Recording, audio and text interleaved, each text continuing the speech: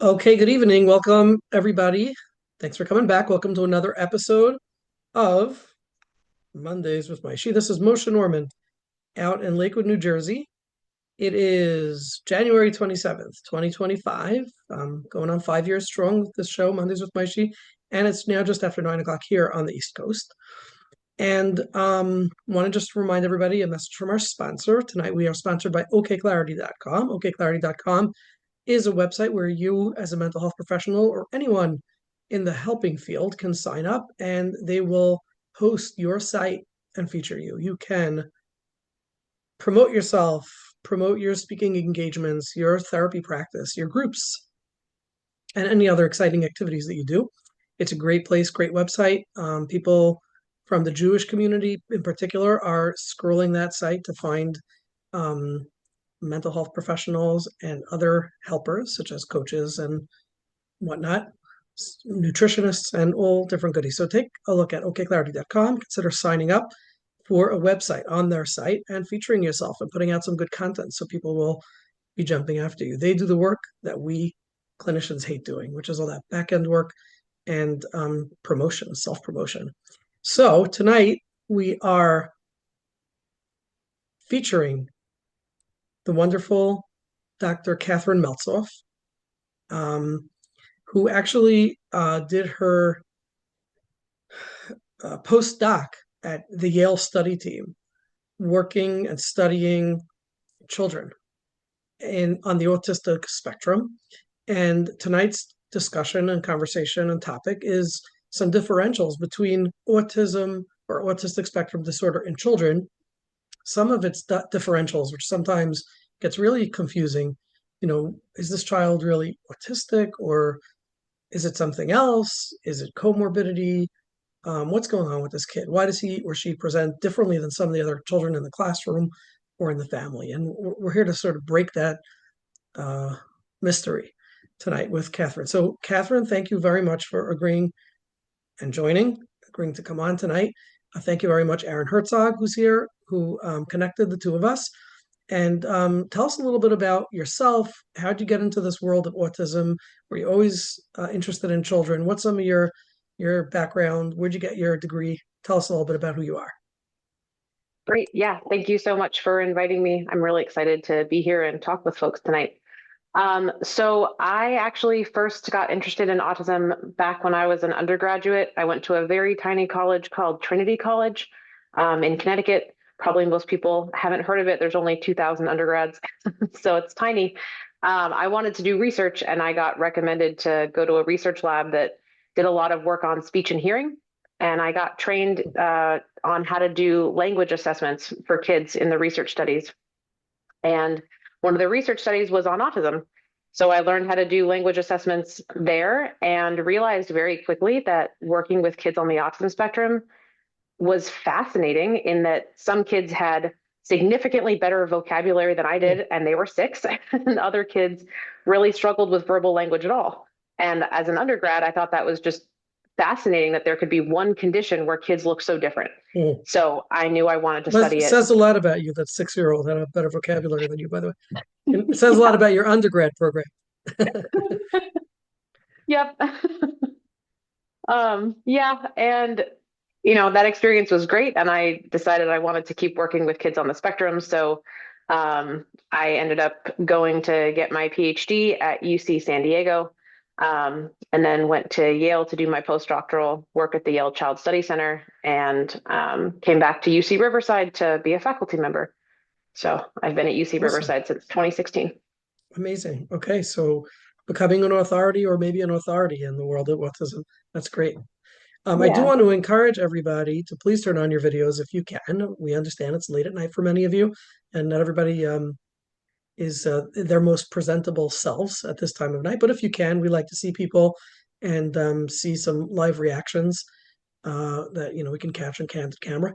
So if you can, please turn on your video. And of course, if you are as curious about autism and its differentials as I am, we hope that you'll click the React tab on the bottom of the screen, raise your hand, and ask questions or provide comments or observations that you've had, because I find this to be both a fascinating population and also a really confusing diagnosis.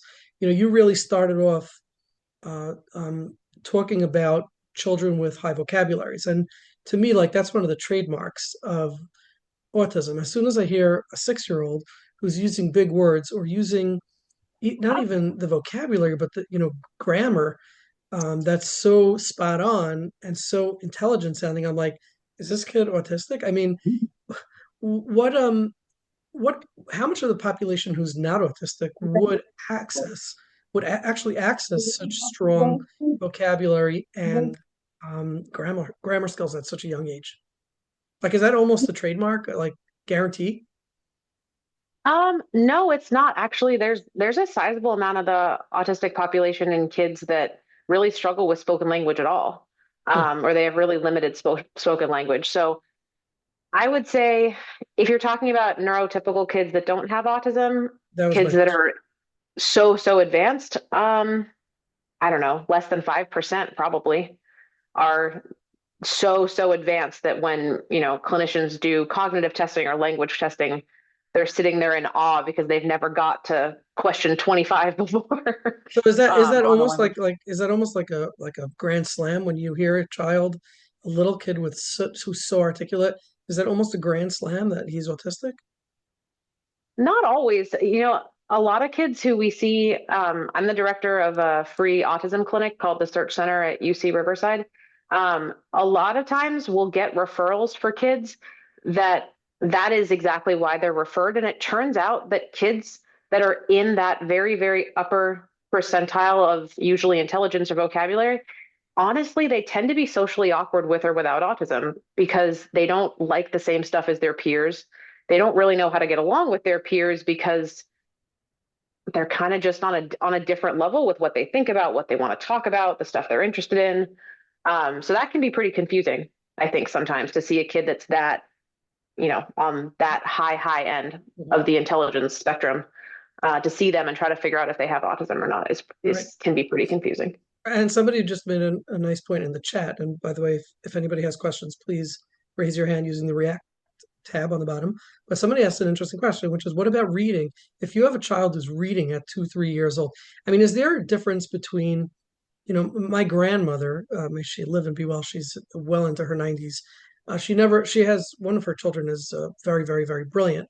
And she never let anybody call him a genius because she said if he's a genius, that means he's weird, which was another way of 75 years ago of saying that he's autistic, right? So, I mean, can you have somebody, are there children who can be that bright without being autistic, who can read at 2, 3 years old, speak with such high command at such a young age and not actually be autistic?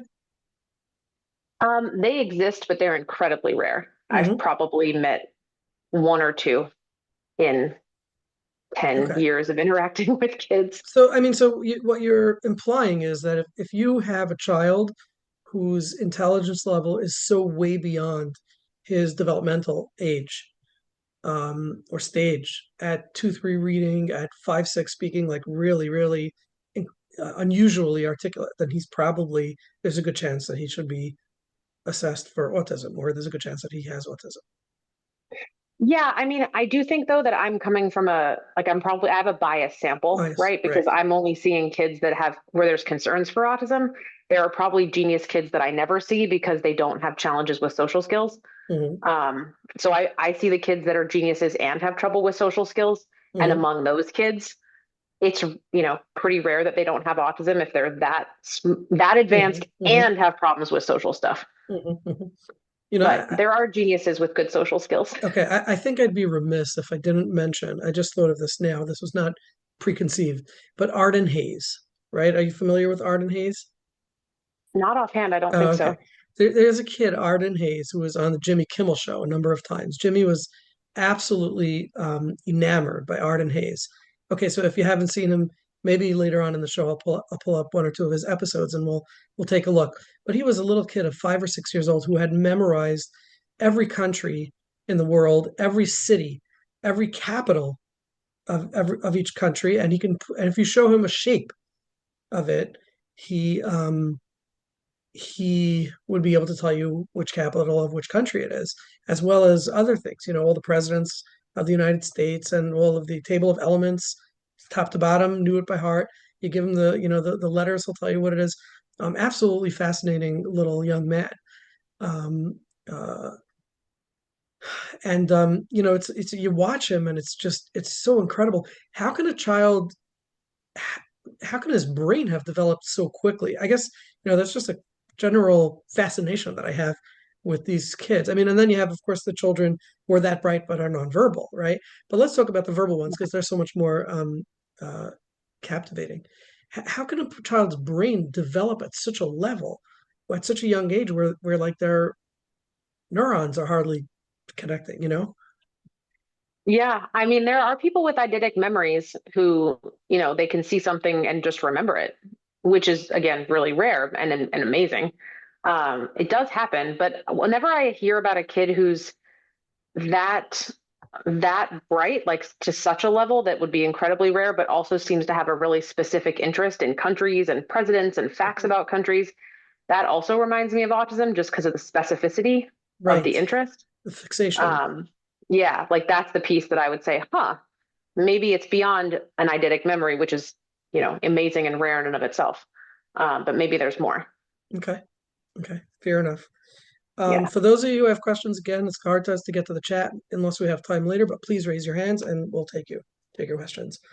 I want to ask you a question because um, this is something that I have a very hard time, distinguishing.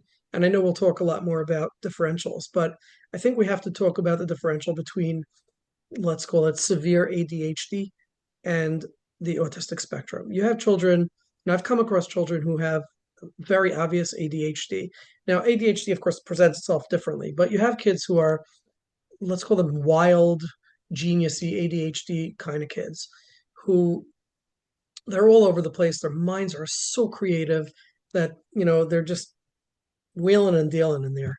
And they're also articulate, so they present a lot of information, sometimes very entertaining. And is there, first of all, is there a connection between the ADHD mind or diagnosis and the Asperger's, or I should say autistic diagnosis? Or is there a way to tell them apart, or do they kind of sometimes I feel like it's a spectrum where ADHD can be to a degree where they lose their impulsivity is so intense or so acute that they lose any interest in social conforming and things like that. And now they're autistic. Is it part of the spectrum or is it something that's separate? And how can we distinguish between the two? Yeah, that's a great question that comes up in our clinic all the time. So up until, I think it's worth mentioning, up until 2013, if I have my DSM years right, you couldn't diagnose ADHD and autism together because it was thought to be kind of characteristic. Like they thought that if you had autism, you would have traits of ADHD, so you couldn't diagnose both. So you had to choose. And now we realize that you can genuinely have both, or of course, one or the other. Um, and I think the way I tell my students to do this, and I see one of my students here, so he's probably heard this a million times, is that if we're talking about severe ADHD, the lack of social skills that you are seeing doesn't come from a place of, I don't understand the social rules and norms. It comes from a place of, I am so hyper and I don't have any impulse control. So I'm just telling you everything I know about trains because trains are awesome. But 2 seconds later, I'm going to tell you everything I know about butterflies because butterflies are awesome too. Oh, and I'm also jumping off the chair. Oh, and I'm also running around. But like all those kids with ADHD that I've met, they want to interact with you all the time. It's just not appropriate interaction. It's just like we call it word vomiting a lot. They do a lot Mm, of word vomiting at you. mhm, mhm, mhm. So the way to distinguish would be to determine whether or not they know the rules. Like if you ask them the rules and they know the rules, would that be the way to distinguish it, or would it be if we see that they care to be socially interactive? Because kids with autism will also talk nonstop. Yeah. So the way I usually think about it, it's not so much asking them the rules, but it's thinking about, I would say almost like the function of behavior. You have to almost break it down into like a functional behavior analysis. So when you say, oh, wow, this kid isn't making eye contact, is he not making eye contact because he's so busy jumping off the chair on the other side of the room and then running in 5 circles and then jumping on a different chair? Or is it that he's talking to you and it's like this? Or it's like, eyes in a different direction. Mhm. Um, and the other way I think is to look at the quality of the social interaction. So, like, how much is that kid looking for you to respond back, and how much does that reciprocity matter to them? A lot of times, kids with autism will want to tell you a bunch of facts, but the reciprocity isn't there. Kids with ADHD will tell you a bunch of facts, and they're like, "Isn't that cool? Mhm. Like, come on, it's super Well, cool." they want the feedback, Yeah, and the ones yep, with autism don't necessarily care about the feedback. Ah, not as much. that's a great distinction. Yeah. Okay. Okay. Does anyone have any questions on that, especially on the differential between ADHD and autism? Because that's something that's just sometimes seems so similar. So now today, is it okay to diagnose a child with, my understanding was that a very, very high percentage of children with autism can also be diagnosed with ADHD. Is that right? Yeah, Okay.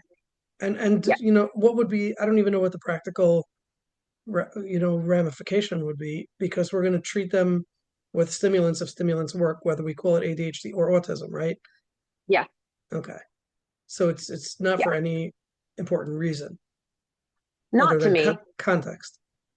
Yeah, context and then also like what interventions do we think are going to help them the most beyond Right. things like stimulants, like social skills interventions and stuff like Right. that. Right. But I mean, once they're diagnosed with autism, the fact that they have ADHD isn't going to change the social skill interventions either. Okay. No, not really. Okay. Let's take a quick question from Aaron. Go ahead, Aaron. So, hi. My question is, how do we know if it's anxiety, trauma, or just lack of social skills or sensory issue? Because, Okay. You can't. Anxiety. Yeah. The question was, how could you tell if it's anxiety, lack of social skills, trauma, and this was going to be some of our, obviously some of the questions for tonight. So let's go to that for now. Let's talk about some other differentials. I mean, you have a child who won't make eye contact, who is maybe quiet or painfully shy, avoidant, living in his own world, and they say, looks like he has autism, but without knowing the family history or without being able to detect or find out some secrets that may have happened in terms of him being traumatized, maybe very early in infancy, or, where nobody knows about it, or maybe some secrets that are being kept. How do we know that this isn't just a severely shy, anxious, or traumatized child? Yeah. So usually the painfully shy, previously traumatized, or super anxious kid will warm up and their behavior will change across a 2 hour assessment. So when they first come in, they won't look at you, they won't talk to you, they won't even come in the room with you, like nothing. But give them some time, give them stuff to play with, kind of really slowly start to try to talk to them. And usually you can get them to talk to you a little bit and they'll get quote unquote better insofar as like their social skills will start to look more normative. And that doesn't happen with autism. Like it's not about warming up or about getting less shy. The There's symptoms are just going to stay nothing what there. they are. There's nothing there. Yeah, like the social interactions are going to stay awkward or stay one-sided or whatever they're going to be.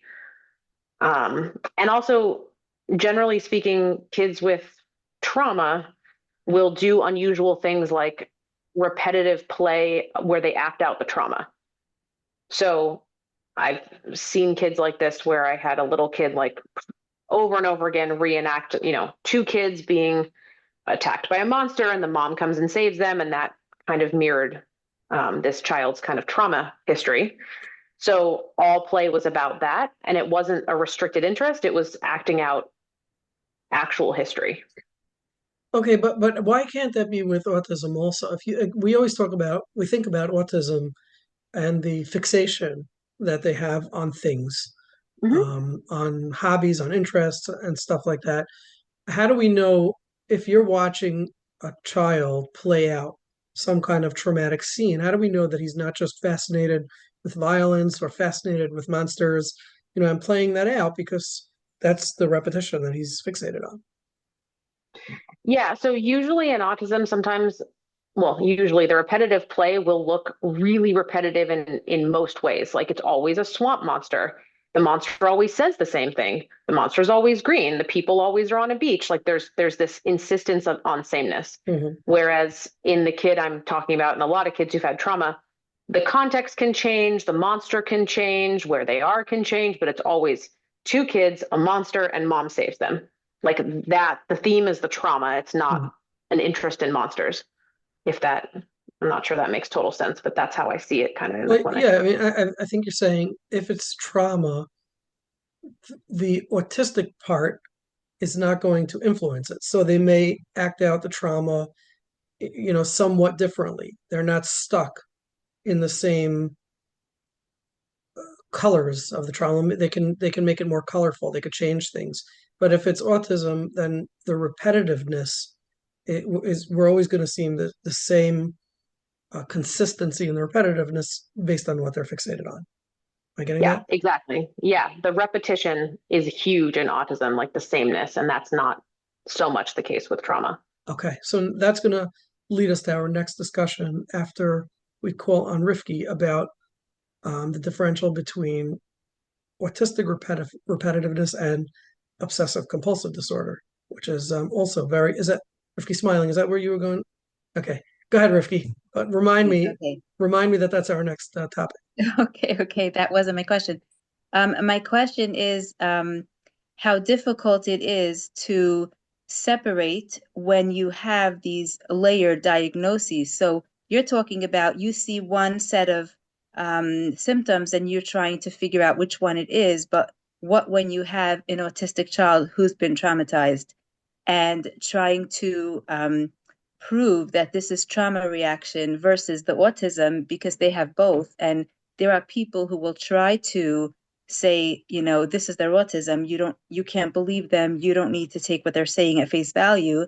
And if you have experience with trauma and autism and their combination, you see how the interplay looks different when they're autistic and they have trauma versus when it's only one thing. Yeah, it is incredibly complicated when you have a child with both autism and trauma. I've seen a couple. I've been an expert, I think, expert witness or expert consultant on some court cases about this because of exactly what you just said. Issues of, oh, you can't believe them because they have autism. We can't take what they're saying at face value because of their autism. This is just their autism.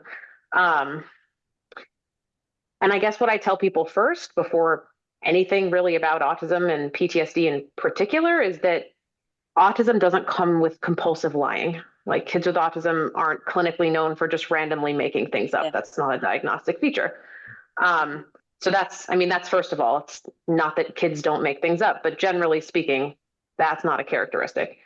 Um, and then the other thing that I often look at or talk to people about is that if a lot of probably 60% or so, I think, of people with autism have average or above average levels of intelligence and, are perfectly capable of speaking and expressing themselves and go to college and have successful careers. And so saying like you shouldn't believe them because they have autism is kind of a non sequitur. Like that's no more true than for anyone who has ADHD or anxiety or any other mental health challenge. It doesn't mean they shouldn't be believed or that they can't talk about it. So I spend a lot of time talking to people about that because I think the assumption of like you can't take them seriously is just a faulty one. Yeah. But a very common one. Mm-hmm. Thank you. Yeah. Mm-hmm. Okay. Quick question before we go to OCD. I didn't mean to ask you, what is the correlation of ADHD and autism? What percentage of children or people with autism suffering from autism actually have ADHD? That is a good question. I don't think I'm going to get the percentage right off the top of my head. But is it somewhere between 30% ish, maybe? Like 20%, 30% would not surprise me at all. It's okay, I pretty thought it was much sizable. higher. Okay. If anybody knows that statistic, shoot it in the chat. I could be wrong. I remember hearing that it was higher, but again, not from any reliable memory. Okay, so let's talk about obsessive compulsive disorder versus autism. First of all, can someone with autism have a comorbidity of obsessive compulsive disorder, or will we always attribute it to their autism? Yeah, so I think one of the challenges with any kid or person, but we're talking about kids that have co-occurring diagnoses, is that there's always this huge risk of diagnostic overshadowing and saying like, oh no, this is just their autism, that's just their autism. And we might miss something and therefore not be treating something that we could be treating, addressing successfully. But yes, you can have both OCD and autism. Um, Kind of similar to a lot of things we're talking about, you'd have to be really, really careful in diagnosing both. Oh, I was very wrong about the prevalence. 50 to 70%. Someone just put it in the I chat. thought it was higher. Okay, Um, thank you for that. anyway, you'd have to be really careful in dual diagnosing OCD and autism because you'd have to be very, very confident that the obsessions and the compulsions were true obsessions and compulsions as opposed to a restricted interest that the child with autism Good. would Could you have. elaborate on that? That's a great point. But elaborate. Tell us more about that. Yeah. So in OCD, obsessive compulsive disorder, the key feature essentially is that you have these obsessive obsessions or intrusive thoughts that are almost always negative and scary and bad that you can't really control, and you try to make them go away and they don't go away. And it causes a ton of anxiety. And then you do compulsions and that anxiety is released. And so it's a cycle, unfortunately, and it builds on itself.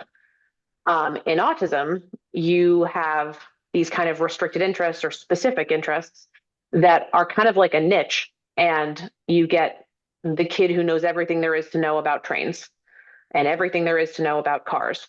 But there's no anxiety there.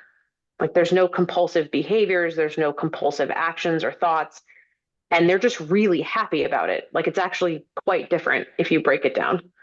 So if there's no anxiety component and there's no compulsion to try to lessen the anxiety that the obsession is causing, and rather there's just joy in talking about trains endlessly and forever or in lining up trains by color, then it's really unlikely that's OCD because diagnostically it kind of can't be. So let's take this a little further because we're talking about this like very medically and clinically, right? But let's Yeah. take some case examples, and I'd love for the participants to share some case examples. But we see a lot of rigidity in kids with autism. Now, so you want them to wear different clothes because they wore these clothes for the past 2 weeks and they're really filthy and smelly, and we want them to wear different clothes. And they say, no, I mean, this one. They have a tantrum, explosive, inflexible, etc. That's not a situation where they're fixated on a particular interest. It's more that they have to wear the same clothes. How do we know that that's not a compulsive behavior because other clothes for some reason are bad, versus autism, where it's like I have to wear the same one because that's what I'm used to, and going out of my comfort zone and flexing is too complicated. Yeah. I mean, so in cases like that, of course, depending on age, I honestly sometimes just ask kids. I had a kid where the parent brought them to the clinic because if they didn't wear their green shirt, they would have tantrums that were so epic that they couldn't go to school. And I asked, like, hey, buddy, what is it about the green shirt? Like, let's talk about it. And, you know, kids are pretty insightful, more so than we think. If you're And lucky enough to he, get them to answer, yeah, yeah.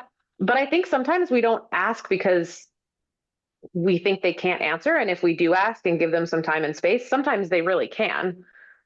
He didn't have autism in this case, he had OCD. And so he kind of, he didn't obviously know he had OCD, but he said, like, this is the only shirt I can wear. If I don't wear it, I feel like I can't breathe. I just start, yelling. He had all this insight into his own behavior. Mhm. And it really had nothing to do with an interest. It didn't have anything to do with sensory stuff either. Mhm. So if it was a kid with autism, I would expect them to say something like, well, I can't wear the shirts mom gets that are different because like any other shirt except the green one, because they all have these itchy tags. Mhm. Like I hate the tags, they're so itchy. Or this fabric makes me feel like my skin's on fire. There'd be some sensory piece. You're saying the sensory because many kids struggling with autism have sensory issues. Yeah. Mhm. But this wasn't, it was about anxiety for this kid in particular that I'm thinking of. And the green shirt was the one that was protective and safe and kept away bad thoughts and stuff like that.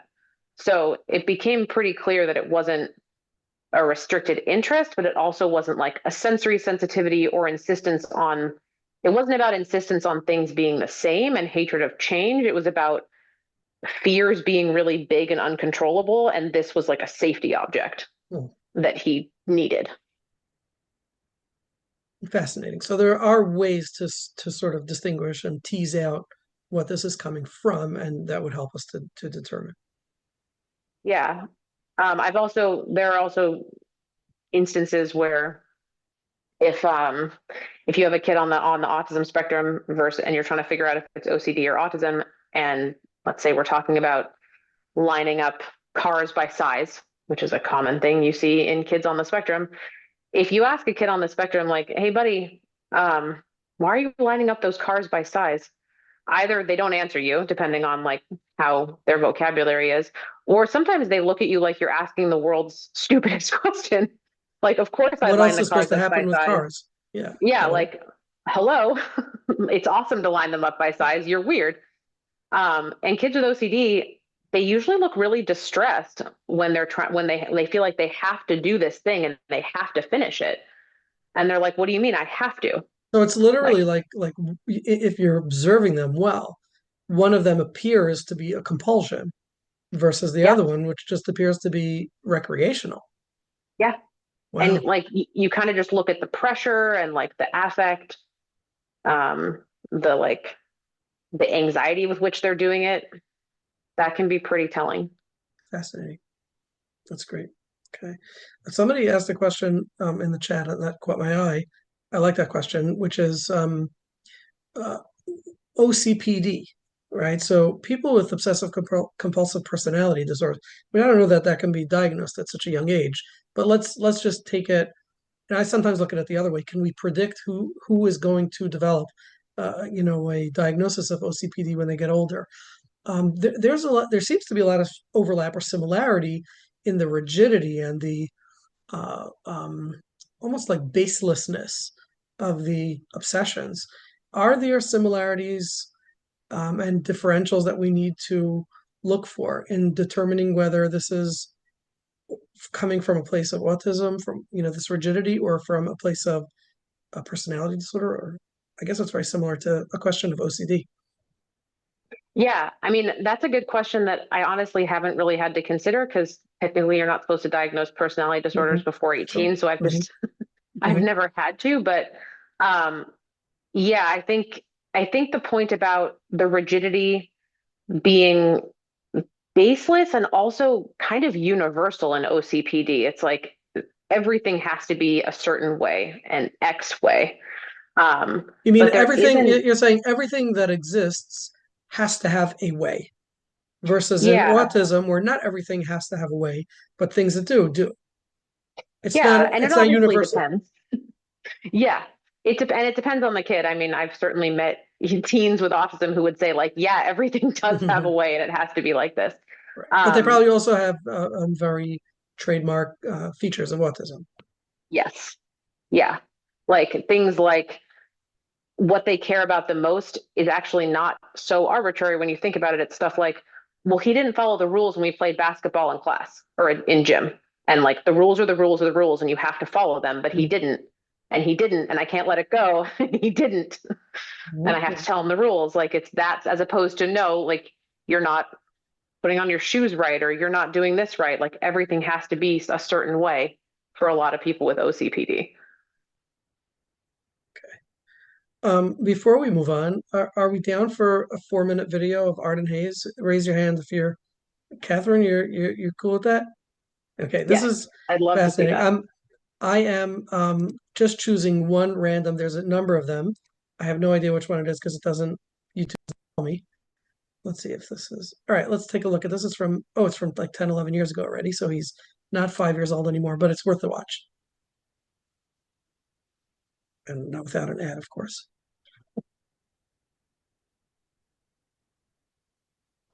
Back in July, I introduced you to a young man who is not even in kindergarten yet, but he knew a lot about the presidents of the United States. And tonight, he is back with a new area of knowledge. Please welcome 5-year-old whiz kid Arden Hayes. Hello, Arden. How you doing? Very good to see you. Yeah, and I met Al Gore. You met Al Gore? Yeah, you did too. When did you meet Al Gore? On the night Al Gore was on. Oh, you met him here at the show the night he was on. Well, what 5-year-old wouldn't want to meet Al Gore? Right, he's the vice president of the United States. Yeah, I know he was. Were you excited to meet him? Yeah, really excited. Did you talk to because- him? Yeah, I did, but no other 5-year-old kid would like to. No, yeah, you're right. You're right. I was just kidding when I said that. Did he sign anything for you? Like, energy book, of course. He signed an energy book for you? Yeah. Have you read that book? Yeah, I have. You have read it. Did you like it? Yeah, it has like. My favorite part is the wind turbines on the front. Oh, really? Yeah, there's some wind turbines. You like wind turbines? Well, maybe next Yeah. time you're here, we will talk about wind turbines. Yeah. That wasn't a joke, Arden. That was, since you were here last, you've become very interested in geography, right? Yeah, right. That's why we have them. That's why we have maps on the wall, so you know every country in the world. And that does not have South Sudan on it. That what? That does not have South Sudan on it. It's missing a country? Yeah. Where should it be? That should be Yeah. South Sudan? No, the blue country broke up into a southern half called South Sudan. Oh, I'm sorry, I didn't know. You know what? I'm gonna make sure someone gets fired over that. Yeah, because why? Because the country broke up into two countries. I know, it's ridiculous. You'd think everyone would know that. Yeah, I mean, but no one does. but no one does, except for you. Right. You know a lot of this stuff, and so I'm gonna quiz you, and I want to start with an easy question. How many countries are there? 196. That's exactly right. Well, we're gonna show you some countries, and I would like to ask you to identify that country and then name its capital, okay? Yeah. Now, again, he doesn't know. We're not running any of this stuff by him. So let's go to the first one. And there's the globe, the world spinning. Paraguay. Paraguay? Yeah. Let me see. Yes, that is right, Paraguay. And what is the capital of Paraguay? Asunción. Asuncion. That is correct. You're absolutely right. All right. And it's okay if you get any pronunciations right. I mean wrong. You said I pronounced it wrong? No. I mean if you get any pronunciations. Oh, it's wrong. Okay? Yeah. Oh, thank you. Yeah, because then I would like. Conakry is actually Guinea, but some people think it's Conakry. Oh, I know. I've had fights with people over that. Let's look at another one and see if you can identify this country. Yemen. That is Yemen. Yeah, that is exactly right. How do you know it so fast? What is the capital of Yemen? Sana'a. Sana'a is absolutely right. All right. How about if I give you a capital and you tell me the country? Okay. Yeah. Riga. Latvia. That is right. All right. How about Funky Town? Oh, that's a joke. Oh, that's a joke one. Yeah, that is right. All right. This is a tricky one. Let's go to Okay, this won't be a tricky one. this. It broke up into 7 countries. Yes. What country was it originally? Yugoslavia. And now what countries is Yugoslavia? Slovenia, Croatia, Bosnia and Herzegovina, Serbia, Kosovo, Montenegro, and Macedonia. Sometimes I get confused with Kosovo and Montenegro. Wow. One more map, and do you know what these 7 countries have in common? They both end with stan. They all end with stan. That is right. What countries are they? Kazakhstan, Uzbekistan, Turkmenistan, Kyrgyzstan, Tajikistan, yeah. Unbelievable. That is exactly right. You got Afghanistan, Pakistan, Hey, it appeared before I said Pakistan. See that? Astonishing.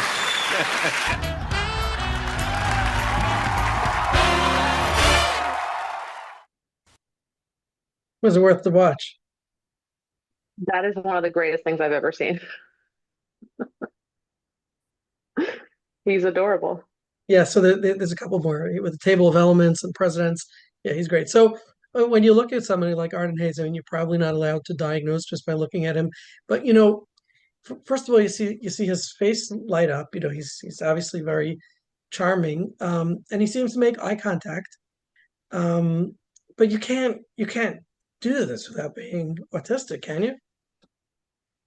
I think you can. I think like he's just one in, I don't know, some huge number, like 1 in 1 million or 1 in 5 million. I think, I mean, I'd have to see more videos, and yes, I absolutely cannot diagnose anybody just on a video, but he actually has pretty good social skills. Like he joked with him, he He used got the joke. gestures. That's super Mhm. rare. Like with Mhm. autism, to have gestures, eye contact, and speech at the same time. Mhm. That's pretty rare. The gestures were modulated, like coordinated with everything. He got the joke. He said it's okay if you pronounce it wrong. Like, so Yes. he's like, making jokes. he's having a back and forth and joking. So he actually seems to have really good social skills. My guess is he just is one of those incredibly rare people that have an eidetic memory, Fascinating. or maybe Yeah. like synesthesia or something that helps, that like makes stuff pop out at him in a different way than it does for the rest of us. Okay. He's worth watching. He's a lot of fun. Yeah. So on that note, let's talk. Rachel, are you raising your hand? You don't know how to use the React tab at the bottom? Okay, good. We got you though, because you don't have to. You could just unmute. No, this just raises a question for me. Then I'm in a dilemma about this. I actually see children, and I saw one child. He was the same age as this little boy Arden. on the show. He could sing complete musicals and operas, and the difference was the social part that you were talking about, because you couldn't stop him, and if you tried to stop him in the middle, it didn't hit. You couldn't stop him. He'd have to resume. It was just, and I found him more, quote, spectrumy than this little boy. This boy was just fascinating, his interactions. But I have a different question. So I put it in the chat. But again, why did we get rid of the diagnosis of Asperger's? I still don't understand that, because it is such a clear way. Why does everybody have to be on the spectrum? It's an uproar. This has been an uproar. Go ahead, Catherine. I just don't get it. And then people ask me, why is there such an increase in autism in the world? And I said, no, there's not really. It's just they broadened the diagnosis. I don't know, but what happened? It was so useful. Yeah. So, I mean, largely from my understanding, what happened is that people weren't necessarily using Asperger's the same way as one another. So there were a lot of kids who would go to one clinician and get a diagnosis of Asperger's.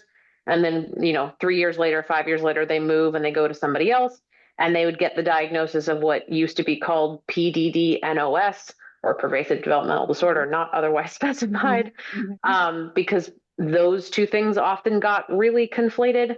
And then it just felt, I think, to a lot of people, like if there's not clinical utility to it, like if we wouldn't intervene on them the same, like if we wouldn't do behavioral interventions differently, or we wouldn't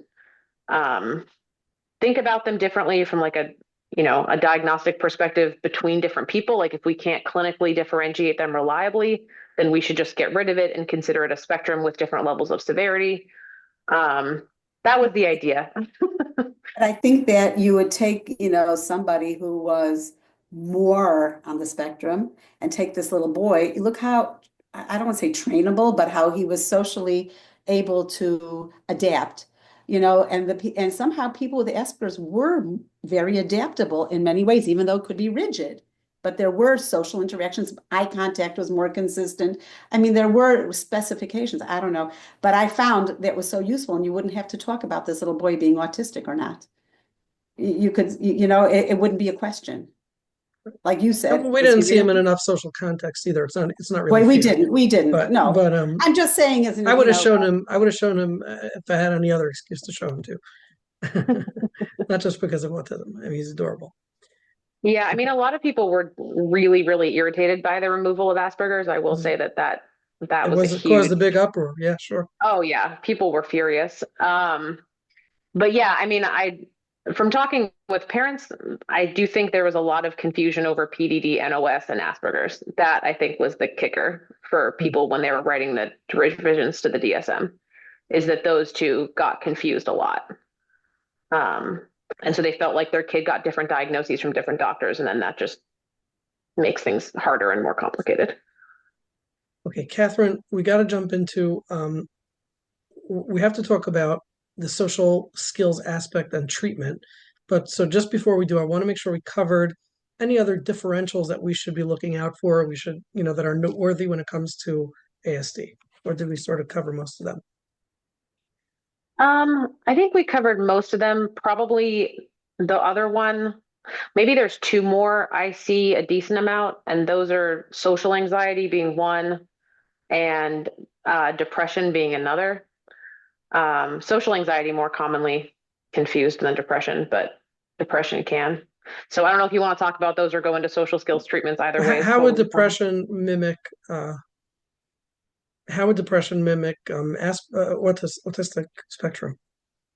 So if you're depressed and the depression is so severe that you're physically moving slower and looking at the ground and like your affect is just so flat, and you're not making eye contact because you like there are people that physically look like there are weights on them, like the heaviness is so intense.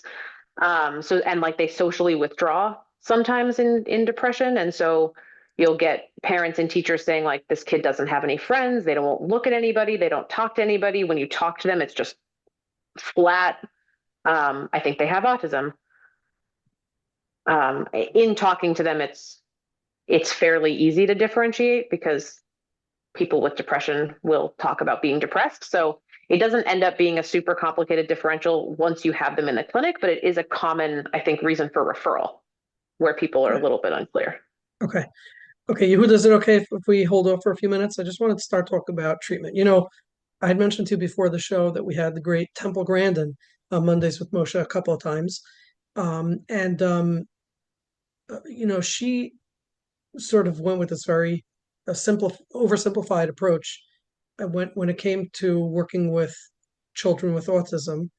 And she said, teach us the rules. Just teach it to us. Tell us what to do because we don't get it and we don't know what to do. So I'm going to accept that Temple Grandin is an authority on autism, and if she's saying that, then it's probably very helpful to teach them the rules. But I got a couple of questions with it. Number one, when we talk about children, are they, number one, interested in learning the rules, or are they so content in being where they are and that they don't experience it as a deficit to not be socially interactive? Now, they may be getting bullied. I don't know how much of it they pick up on, how much they're getting bullied. How motivated, how interested are they in learning the rules is question number one. And then the second question to this, if you can remember, after you answer the first one, is when it comes to generalization. So we teach a child, teacher says, do this, do this. Student, classmate does this or says that, move over. Don't stand too close. This is how much space is appropriate personal space. Suppose they're motivated and they want to learn the rules. But can they generalize that to other scenarios that are not precisely what it is that we're discussing one-on-one? Yeah. So those are really good questions. So I would say if we start with the youngest kids on the spectrum, so, we can diagnose at age 2, 3, 4 pretty reliably after about 2.5 or 3. Those kids, just teaching them the rules doesn't really work because there's not really even it's hard to even conceptualize what like the rules are. So when you have a kid that's that young, you can't quite just tell them what the rules are. You kind of have to do real world practice with them, and actually like take scenarios and put them in scenarios in which they can practice social skills and practice learning appropriate social skills or language or whatever it is that you're trying to target.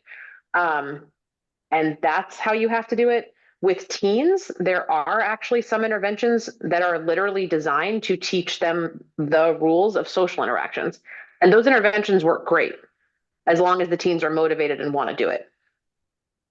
Because it does teach them things literally like if there's a group of people and they're formed a closed circle and they're, talking in low whispered tones, don't try to bust into the circle. Like the circle is closed. They're having a closed conversation. So it really does teach them rules, like step by step. Mhm. And if they're motivated, teens love that. They're like, oh my gosh, why didn't someone tell me this before? Mm. Like, this makes it so much easier. Thank you. And what motivates them to want to conform? So a lot of the teens that I've talked to and worked with, they really, really want to make and keep friends. Like they really want that. They want friends. They don't want kids to laugh at them. They're not sure if kids are laughing at them or with them, but someone's told them that they're being laughed at, or someone said really mean stuff and that really hurts their feelings. And they want that to stop happening, Mm. but they don't really know how. Or they made a friend, but then they did some social faux pas, so to speak, and the person didn't want to be their friend anymore and they don't know why. Like they don't know what happened and they're like, I really liked them. Tell me how to not do that again. Mhm, mhm. There seems to be this like myth or misconception. I know that Temple, was pretty passionate about this, but this myth or misconception that people with autism don't have feelings. They're just because they're so either monotonous or their gaits are funny or their body movements are funny and or their affect is more blank sometimes or blunted. So people think maybe they just don't have feelings. Do people who struggle with autism uh, feel things or experience feelings differently in some way? I don't know if they experience feelings differently because I feel like feelings are just so subjective, like unless you're in Mhm. that But person's I mean, if body I and make fun mind. of you, you're going to be hurt and insulted. If I make fun Yeah. of somebody with autism, they might not even get it. They might not even, so they won't feel hurt or insulted necessarily. So a lot of kids with autism who get made fun of, if they don't know, then no, they're not hurt. But if they do know or someone tells them, it's incredibly hurtful. Mm. They might just not know why. So like if you made fun of me, I would probably know what you were making fun of me for, and it would hurt my feelings right away. Mhm. If a kid gets made fun of at school and they have autism, they might first of all not know they were being made fun of, and then second of all, if someone tells them, they're like, wait, why? Like, why did they laugh at me for whatever the thing I just did? I don't understand what's funny about that. I don't get it. So they'll experience the same feelings that the neurotypical will experience. They just may not actually notice it or realize. Yeah. Or you have to help them. Like one of the parts of the intervention I've done with teens before is how do you tell if someone's laughing with you or laughing at you? Because we want them to be able to know. So, because a lot of times kids with autism or teens will think the person bullying them is their friend. Because they say, like, well, they always talk to me. And when we talk, they laugh. So, like, I think we're friends, and someone has to tell them, and it's super heartbreaking. Like, no, buddy, that's not your friend. They're actually being mean to you. So how do you actually tell the difference? So we try to help them pick up on cues like, are they looking at other people around them and kind of smirking, like their mouth's going up? Are they rolling their eyes while they talk to you?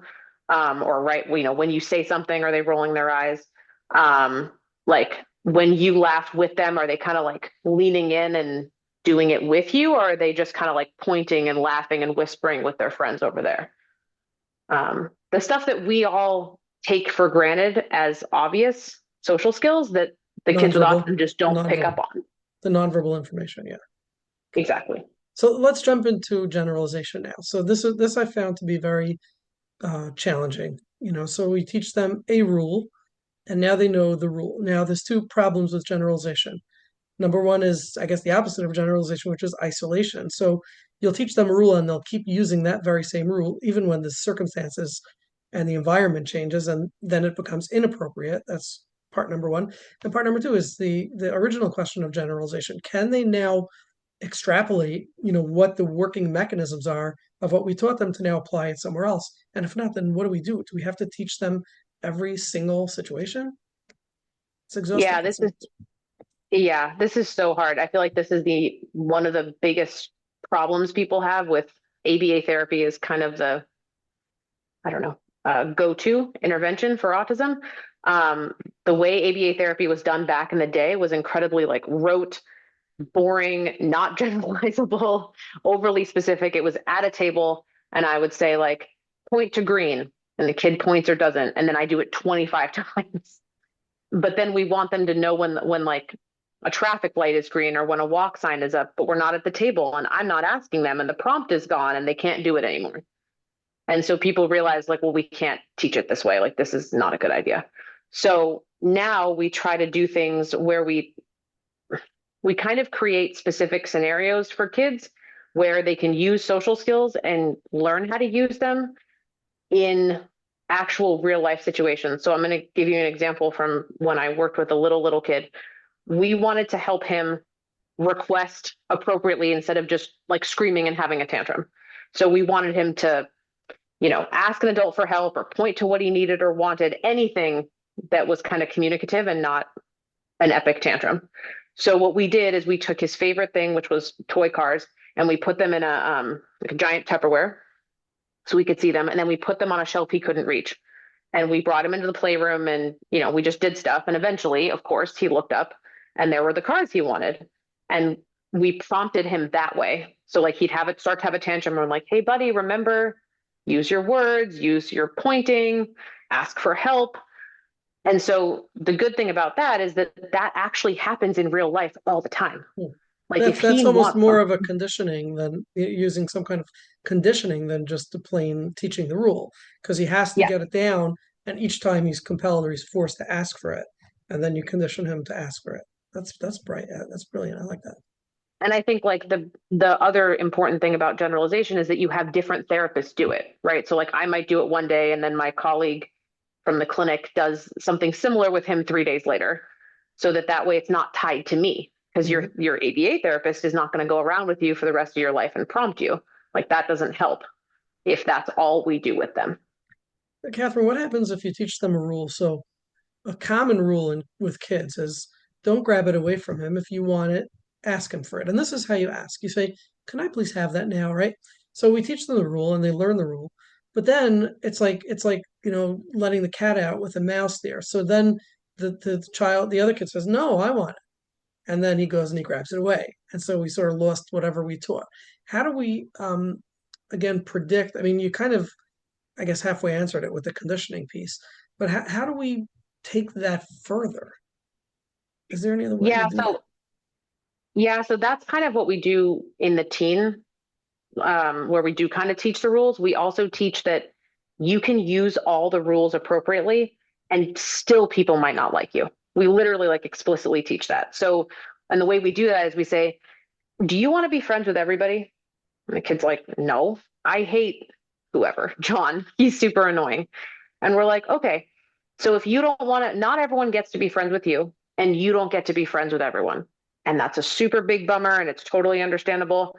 But even if you do everything right, sometimes people don't want to be your friend and that's okay.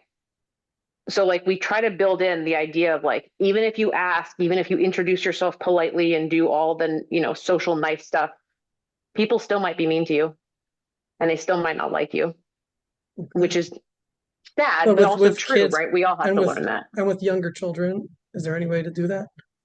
I mean, can they understand that? Not quite at that level, but you can definitely say like, if you want something, you have to ask for it. You can't grab it. And if they say no, you might have to wait and, not play with it right now. Okay. So there's age appropriate ways to kind of get at that point. Okay. I know that there are some people here who haven't been here before, especially Katherine's students and colleagues. If you would like to join Mondays with Moshe, this is a weekly Zoom call for mental health professionals. We're going for almost 5 years. And if you're interested in seeing some of the experts that we've interviewed and signing up with us so that you can get the weekly flyer, please just send me an email. The email address is in the chat box. It's mnormanlcsw@gmail.com. We'd love to have you join. We are a group of 1,600 mental health professionals right now and growing. Yehuda Newman, go ahead, please. You've been waiting so patiently.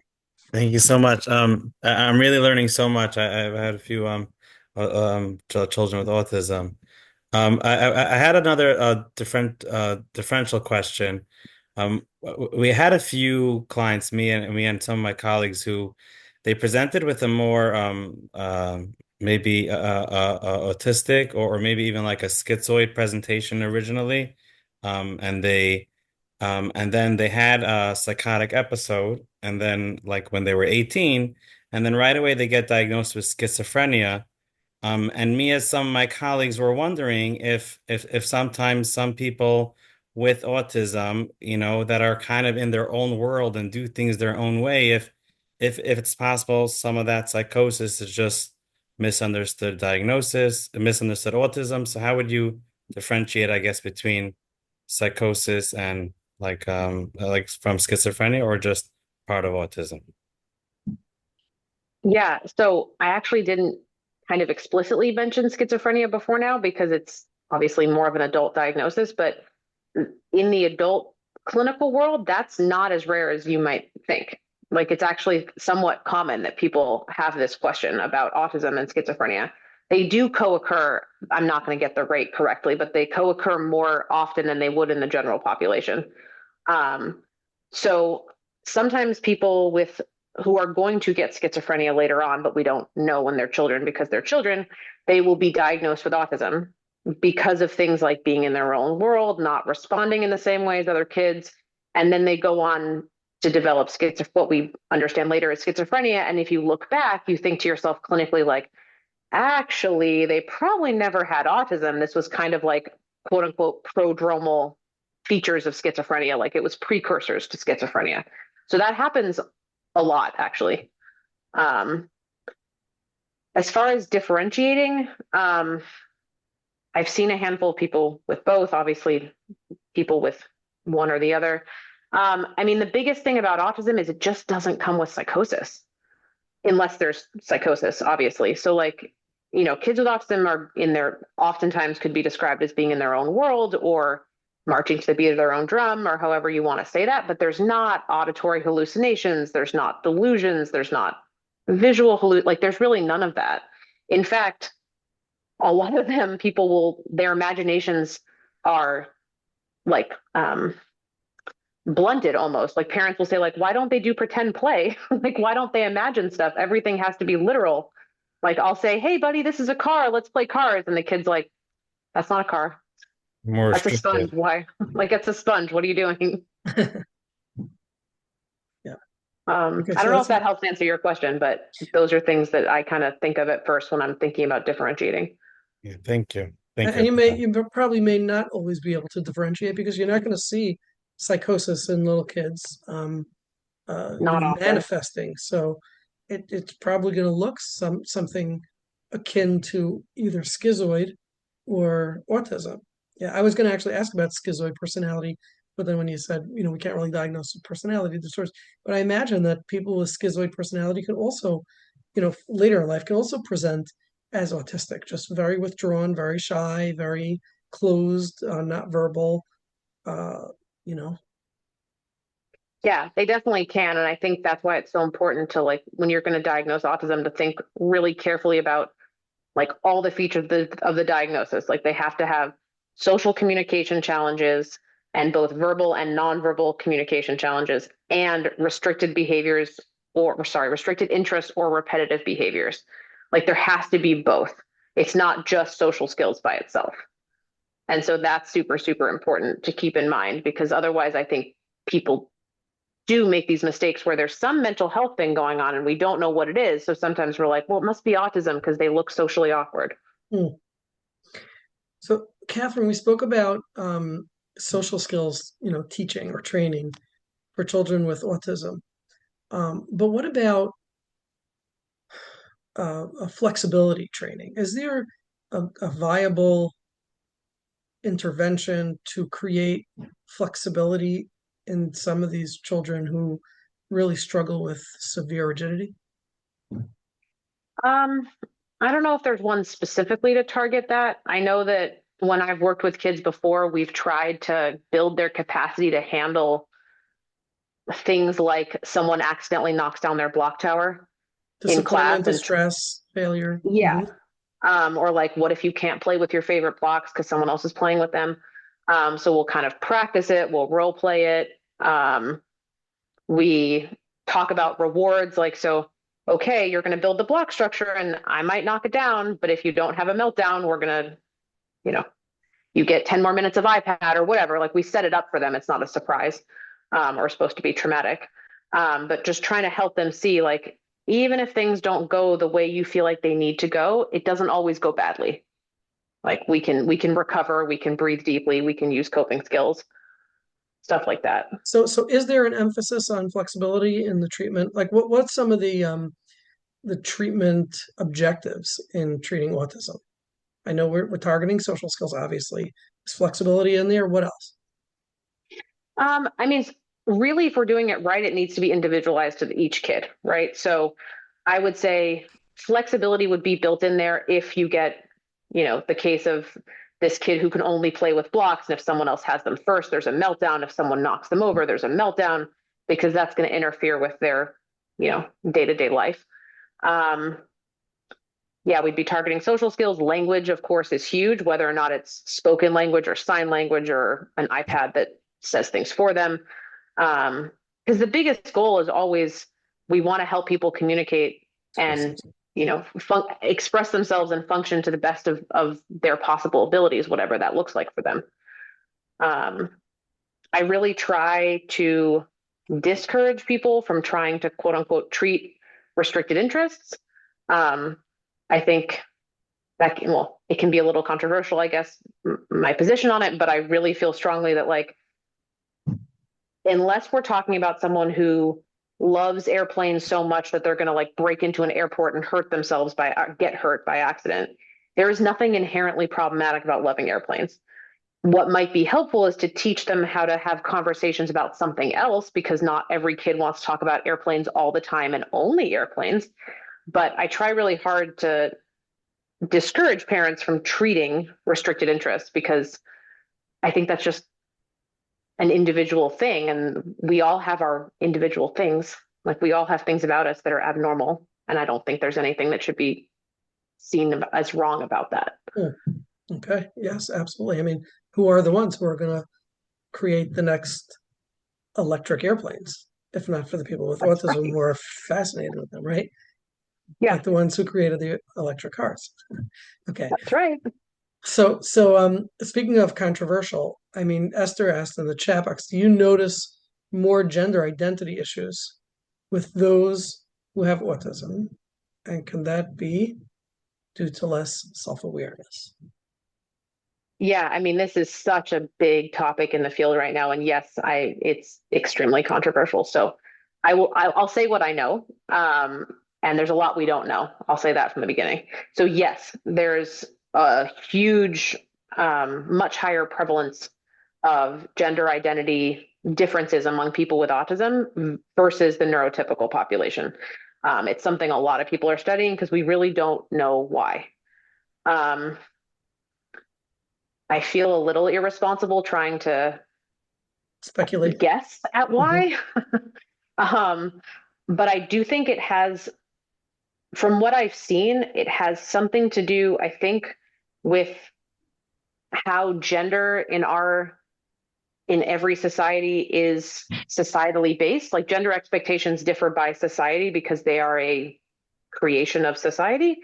And so the fact that people with autism don't necessarily see themselves in the social rules and norms, I think that has something to do with it, where they feel like what society expects as quote unquote normal or obvious might just not apply to them. They just don't see it that way. That's my guess, but What I about, really don't know. is there a study on what percentage of people with autism are asexual? Oh, that's an interesting question. Asexual. Yeah, I know that many are not interested in sexual activity, including, I think, Temple Grandin said it about herself. Yeah, I mean, I'm sure there is a study. I couldn't tell you the numbers, but yes, that is also, and sensory sensitivities makes intimacy really difficult for adults. Some, not every adult on the spectrum, but some adults on the spectrum, like feeling really sensitive to touch and smell and sound and lights. I mean, all of it. If you think about intimacy, it's a lot of sensory input at the same time. Yes. So, So more of a sensual, you're talking about the sensual aspects of it. yeah. Okay. Rifki, go ahead. Last question. Yeah, I noticed there's been no mention about any kind of floor time interventions, and most of the interventions you mentioned for teaching social skills were more ABA based. And I'm wondering if if you have any thoughts about that or opinion. So honestly, I'm trying to kind of speak from my wheelhouse. I have experiences as an ABA therapist, and I know a lot of students who do ABA, so that's where I'm most familiar, ABA and social skills. My knowledge on floor time is really limited to just kind of reading about it a little bit. I've never done it. I've never seen it done in real time. So I'm trying to stay in my lane, so to speak. So I really honestly try not to have like huge opinions about it because I just haven't really seen it in practice. So it's hard for me to think too critically about it. I think it should be researched more because I think there's a lack, I think maybe of understanding about it, how it works. Okay. Okay. Any last thoughts? Does anyone have any last comments? Catherine, any last thoughts from your end? Oh, we have Shia. Go ahead, Shia. I lied about the last question. Hopefully this will be a comment and not a question. Yeah, your video's, oh, there it is.